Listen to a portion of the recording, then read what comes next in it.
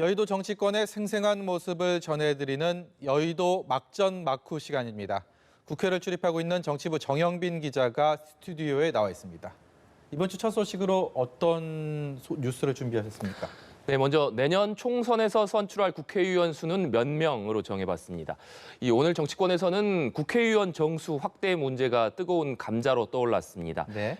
현재 선거법에 따라서 국회의원 수는 모두 300명인데요. 네. 심상정 대표에게 어제 발언이었습니다. 현행 300석인 국회의원 의석수를 10% 범위 내에서 확대하자. 이것이 가장 바람직하다. 이런 발언을 했는데 악역을 맡았다 이런 얘기가 나오죠? 이 발언으로요? 예. 이 발언을 놓고 지금 정치권에서 공방이 벌어지고 있는 것입니다. 현재 국회의원 수 늘리자 주장, 사실 이거는 이번에 처음 나온 건 아니고 이전에도 뭐 이런 주장들이 계속 나오곤 했었는데 특히 이렇게 주목받고 있는 이유가 있다면요? 네, 과거 정치권에서도 이 의원 정수를 확대하자라는 얘기는 많이 나왔었습니다. 특히 가장 최근에는 지난해 가동된 국회 정개특위에서 의원 정수 확대 문제가 거론이 됐었습니다. 예. 이 국회 정개특위가 만들어진 것이 이 민심 그대로의 선거제를 만들자, 그러니까 민심이 그대로 선거 결과에 반영될 수 있도록 하자, 이것이 이 주된 논의 내용이었거든요. 네. 그렇기 때문에 이 논의 초반에 국민 대표성과 비례성을 강화하기 위해서는 비례대표를 늘려야 한다, 이런 얘기들이 나왔습니다. 네. 그런데 현재 이 지역구 의석수를 줄일 수 없기 때문에 그렇다면 비례대표 수는 늘리고 지역구 의석수는 그대로 둔다면 의원 정수가 당연히 늘어나지 않겠습니까? 네. 이 때문에 이 의원 정수를 확대해야 된다, 이런 의견들이 이 정개특위에서 나왔던 것입니다. 네. 그런데 이 늘상 의원 수를 늘리자는 정치권에서 논의가 시작됐을 때 여론의 시선이 항상 따가웠습니다. 이 국회의원들이 할 일은 제대로 하지 않으면서 밥그릇만 늘리는 것 아니냐, 이런 비판들이 많이 나왔는데 이 때문에 이 정개특위에서 결국에 한국당을 제외한 여야 4당 간의 이 최종 합의안이 나왔습니다. 네. 바로 준연동형 비례대표제인데요. 현재 이 패스트트랙에 올라와 있는 선거제 개편안입니다. 구체적으로 이 그래픽을 보시면 현재 253석인 지역구를 225석으로 줄이고 네. 이 비례대표는 47석에서 75석으로 줄인다는 내용이 핵심입니다. 네. 그러니까 이 비례대표는 늘어나지만 의원 정수는 300석으로 그대로 유지를 하면서 비례성을 늘리겠다. 이것이 여야 4당의 합의 내용입니다. 그런데 한국당은 지금 여야 4당의 이러한 합의 내용에 반대하고 있습니다. 아예 비례대표제를 폐지하고 이 지역구 의석만 270석, 그러니까 현재 300석에서 10%를 줄인 270석으로 하자. 한국당은 이런 주장을 계속하고 있는 상황입니다. 의원 정수를 늘리자 이런 얘기를 보신 것처럼 했다가 정개특위에서 여야 4당이 300명 지금 수준을 하자 또 이런 결론을 냈다가 네. 이제 와갖고 총선 이제 5개월가량 남았는데 다시 의원 정수를 확대하자. 계속 또 바뀌고 있습니다. 이런 네. 주장이 나오는 배경이 뭡니까? 일단은 이 여야 4당의 패스트트랙 공조와 연관이 있다고 봐야 할 텐데요. 네. 먼저 이번 의원 정수 확대 논의의 시발점이 됐던 심상정 대표의 발언을 직접 들어보고 말씀드리겠습니다. 바라건대는 지난 1월 여야 5당, 자유한국당 나경원 대표까지 함께 합의했던 현행 300석에서 10% 범위 내에서 확대하는 그런 합의가 이루어진다면 가장 바람직한 방안이라고 생각합니다.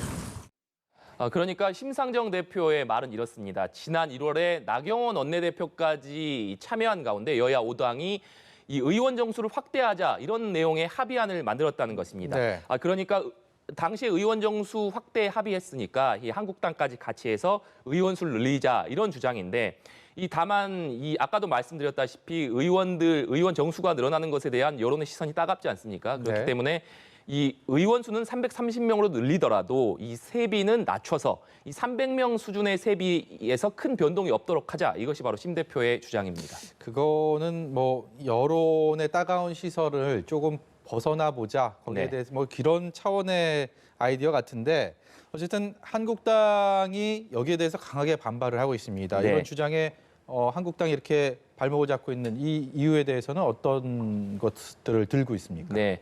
앞서 말씀드렸다시피 한국당이 지금 내놓은 선거제 개편안은 비례대표제를 아예 없애고 지역구 의원으로만 270석을 하자. 이것이 한국당의 지금 선거제 개편안 방향입니다. 아예 없애자고요? 네, 아예 없애자는 것이 지금 한국당의 주장입니다. 그런데 지금 의원 정수를 확대하자. 그러니까 비례대표를 늘려서 의원 정수를 확대하자라는 이 심 대표 발언이 나오자 이 어제에 이어서 오늘도 한국당 지도부에서는 이 강한 반발이 터져 나왔습니다. 이 황교안 대표도 직접 심상정 대표를 비판했는데 의원 정수를 늘리자는 것은 염치가 없는 짓이다. 이렇게 얘기를 했습니다. 오늘 오전에 있었던 황 대표의 발언 한번 들어보시겠습니다. 국회의원 한 명에게 들어가는 돈은 세비만이 아닙니다. 온갖 하드웨어와 소프트웨어가 따라가야만 하고 이런 부담들은 고스란히 국민 부담으로 돌아옵니다. 해서는 안 되는 주장을 하고 있는 것입니다. 네, 황교안 대표 해서는 안 되는 주장을 하고 있다 이렇게 얘기를 했는데 이 회의 때 이런 발언도 했습니다. 이 한국당 싱크탱크인 여의도 연구원에서 이 의원 정수 확대에 대한 여론조사를 네. 빨리 실시해라 이렇게 얘기를 했습니다. 그러면서 이 여론조사 결과에 나온 국민의 뜻을 받들겠다 이렇게 얘기를 했거든요. 네. 앞서 말씀드렸다시피 지금까지 의원 정수 확대에 대한 여론이 차가웠기 때문에 네. 황교안 대표로서는 이번 여론조사에서도 마찬가지일 것이다. 그렇기 때문에 의원 정수 확대는 받아들일 수 없다. 이런 입장을 피력하는 것으로 보입니다. 이 나경원 원내대표도 이 앞서서 심상정 대표가 나경원 원내대표까지 참석한 가운데 의원 정수 확대에 합의했다 이렇게 얘기하지 않았습니까? 네. 하지만 이 나경원 원내대표는 이 합의한 사실이 없다. 심 대표가 거짓말을 하고 있다. 이렇게 일축을 했는데요. 네. 이 나경원 원내대표의 발언도 한번 들어보시겠습니다. 이 의원수 확대 절대 불가하고 원천 불가입니다. 정의당 이 본인들 밥그릇 늘리기 위해서 민주당과 야합하고 그리고 폭력에 앞장선 것 아닌가 하는 그런 짐작이 드는 이 숫자에 대해서 해명하고 그리고 한국당이 합의해줬다는 터무니없는 거짓말에 대해서 사과하십시오.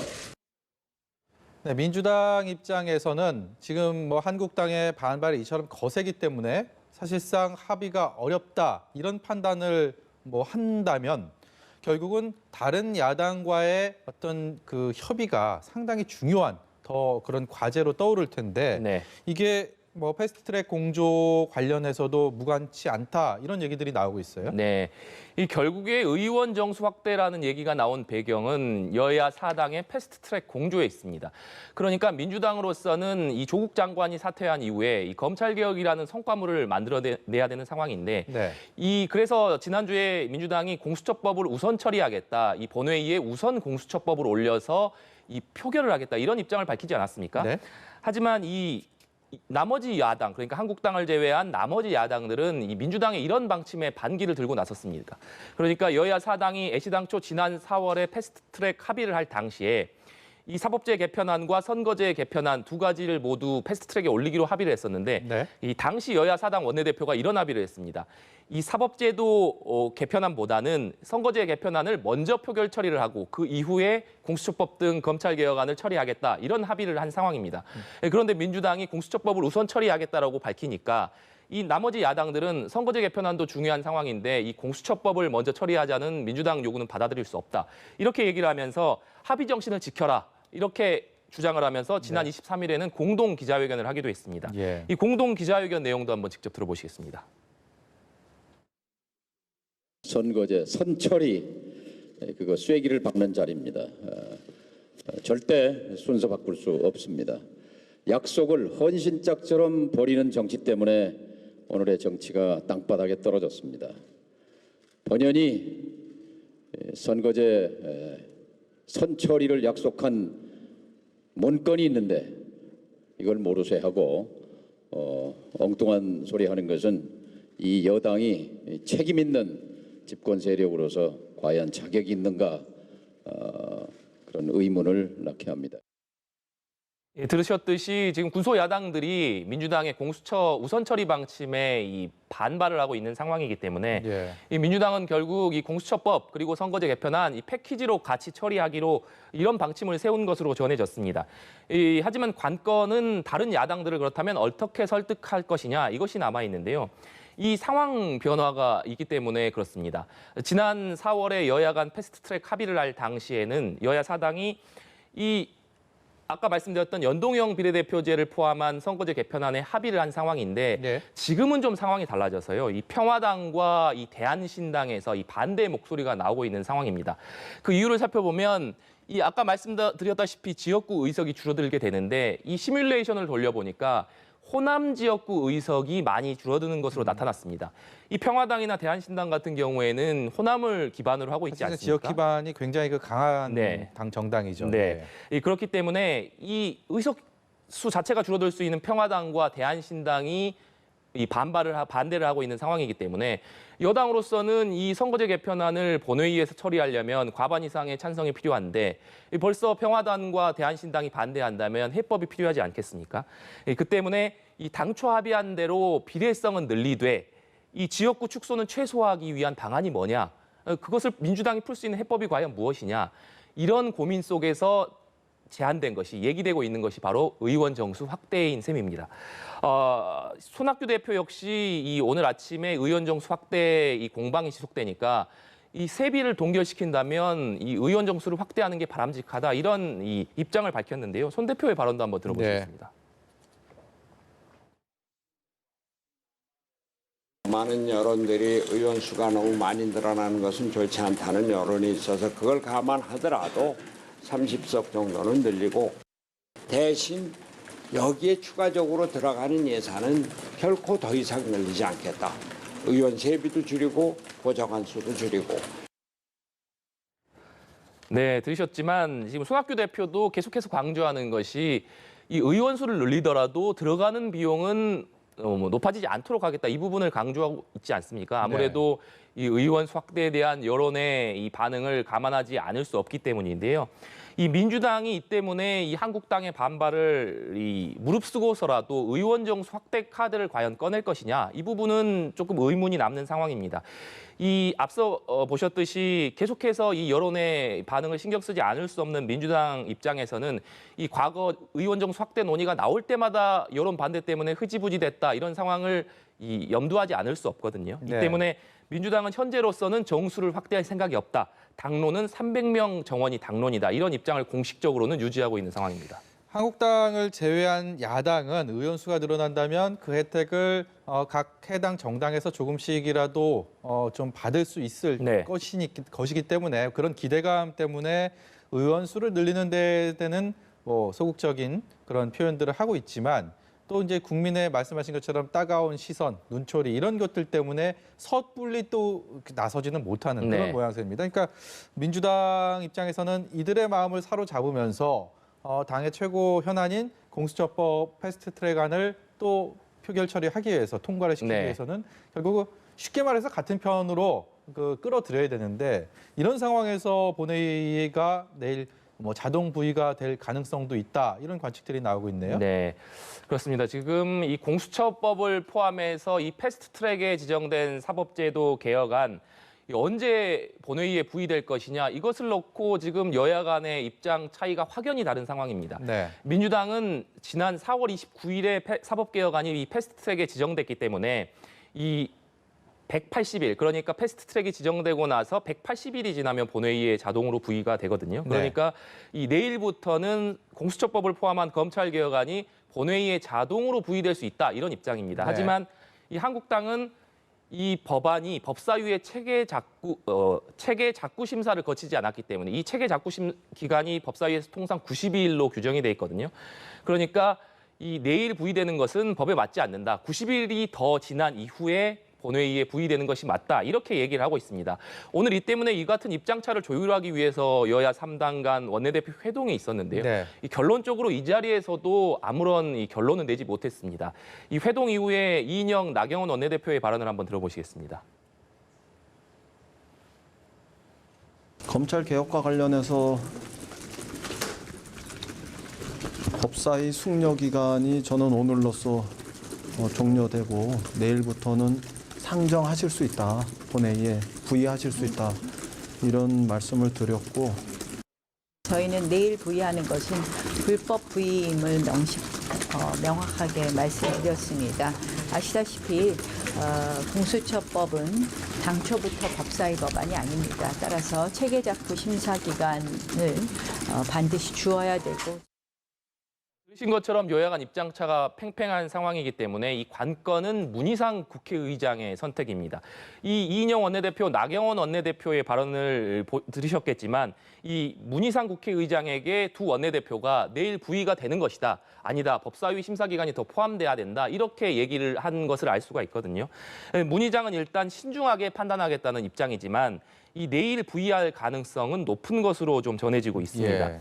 이 국회법에 따르면 패스트트랙 안건이 본회의에 부의되면 60일 이내에 상정을 하고 표결을 해야 되거든요. 이 한국당이 반대하고 있는 상황에서 내일 자동으로 부의되고 60일 이내에 표결 처리가 된다면 또다시 한국당이 반발하면서 충돌 사태가 벌어질 가능성도 배제할 수 없을 것 같습니다. 말씀하신 것처럼 이제 뭐 2019년도 얼마 남지 않았는데 또 연말 국회에서 그런 몸싸움이 일어나는 모습들, 가뜩이나 20대 국회에 대한 평가가 국민들의 그렇게 좋지 않은 상황에서 그런 모습은 좀 보지 않았으면 하는 바람입니다. 네. 국회 운영이 이제 국정감사가 사실상 끝났다라고 생각하시는 분들 많은데 아직 좀 남아 있는 모양이죠. 국회 운영이 청와대에 대한 국정감사 소식도 전해주시죠. 네. 이 사실상의 국정감사는 끝났습니다만 이른바 겸임 상임이라고 해서 이 여가위, 정보위, 운영위 같은 상임위원회들을 겸임 상임위원회라고 네. 부르거든요. 이 겸임 상임위의 국정감사는 현재 진행되고 있는 상황입니다. 그런데 이번 주 금요일 이 청와대를 대상으로 한 운영위 국정감사가 예정이 돼 있습니다. 이 지금 야당이 장외 집회 등을 통해서 문재인 정부의 국정 운영을 대전환해라 이렇게 촉구하고 있는 상황 아니겠습니까? 이 때문에 이 운영위 청와대 국정감사에서 여야 간 이 강대 간 충돌이 빚어질 가능성도 아주 높다 이렇게 봐야 될 것 같습니다. 현안이 말씀하신 것처럼 참 많은데 그동안에 뭐 이른바 조국 사태, 조국 정국을 거치면서 그리고 북한의 금강산 시설 철거도 뭐 오늘 관련돼서 또 통지문을 주고받고 뭐 우리 제안들도 있었고 한데 이런 것들도 이 상임위의 국감에서 중점적으로 다뤄지겠죠? 네. 이 말씀하신 대로 이 조국 전 장관이 사퇴했지만 이 야당은 계속해서 조국 장관 관련한 이 문제를 제기를 하고 있습니다. 특히나 이 조 전 장관 사퇴를 고리로 해서 이 청와대 인사검증 라인에 대한 이 어떤 집중적인 공세를 할 것으로 예상이 되는데요. 네. 이 한국당에서는 당초 조 장관이 사퇴한 이후에 이 청와대 노영민 비서실장이 책임을 지고 사퇴해야 된다 이런 요구를 했었기 때문에 이번 이 국감에서도 이런 얘기들이 좀 나올 가능성이 상당히 높습니다. 네. 이 또 야당에서는 이 김조원 청와대 민정수석을 비롯해서 인사 검증 라인도 이 질타할 것으로 예상이 됩니다. 또 말씀하셨다시피 최근 이 북측 그러니까 김정은 국무위원장의 금강산 남측 시설 철거 요청이 있지 않았습니까? 네. 이것을 놓고도 이 지금 야당에서는 계속해서 문재인 정부의 대북 정책이 잘못됐다 이렇게 비판을 하고 있는 상황이기 때문에 이번 북측의 남측 금강산 관광시설 철거를 놓고서도 여야 간 이 팽팽한 대립이 있을 것이다 이렇게 예상을 해볼 수 있을 것 같습니다. 네. 이 밖에도 뭐 소득주도 성장을 비롯한 문재인 정부의 경제 정책 아무래도 최근 경제 상황을 놓고 이 여야 간 입장차가 팽팽한 상황 아니겠습니까? 이것을 놓고도 얘기가 나올 가능성이 높고요. 또 문재인 대통령이 지시한 대입제도에서의 정시 상향, 그리고 러시아 군용기의 방공 식별구역 침범 등도 다뤄질 것으로 보입니다. 네. 20대 국회 사상 최악의 국회다라고 앞서서도 말씀을 드렸습니다만 법안 처리율이 그만큼 또 낮습니다. 이런 부분은 사실 입법기관으로서의 어떤 책무를 다하지 않았다라는 하나의 방증이 될 텐데 오늘 목요일에 법안 처리를 위한 본회의도 열린다면서요? 네. 말씀하신 대로 이 20대 국회가 뭐 사상 최악의 국회다, 뭐 사상 최악의 식물 국회다 이런 이 평가들이 나오고 있습니다. 그 배경으로는 20대 국회에서 이 법안을 발의한 실적이 사상 처음으로 2만 건을 넘을 정도로 이 역대 최고를 기록을 했습니다. 네. 하지만 이 법안 처리율이 낮은 상황이기 때문인데요. 지난 7월에는 문희상 국회의장이 국회의원 전원에게 직접 네. 서한을 보내기도 했습니다. 네. 이 보시는 대로 발의 건수는 역대 최고인데 처리율은 역대 국회 중 가장 낮다. 네. 또 14,000건 이상이 계류 중인데 70% 이상은 아예 심사도 한 번조차 못했다. 심각한 상황이네요. 네, 이런 지적을 했습니다. 이 때문에 이 20대 국회에서 이 법안 처리 실적이 굉장히 낮다는 지적이 나오고 있는데 이 이후에도 이 조국 사태가 벌어지면서 사실상 여야 간 강대강 대치가 이어지지 않았습니까? 이 네. 때문에 이 법안 처리 실적은 여전히 낮은 상황인데요. 오는 31일에 이 본회의가 열려서 비쟁점 법안 163건이 일단 처리될 것으로 보입니다. 네, 오늘 여의도 막전 막후는 여기까지 듣도록 하겠습니다. 지금까지 정치부의 정영빈 기자였습니다. 고맙습니다. 감사합니다.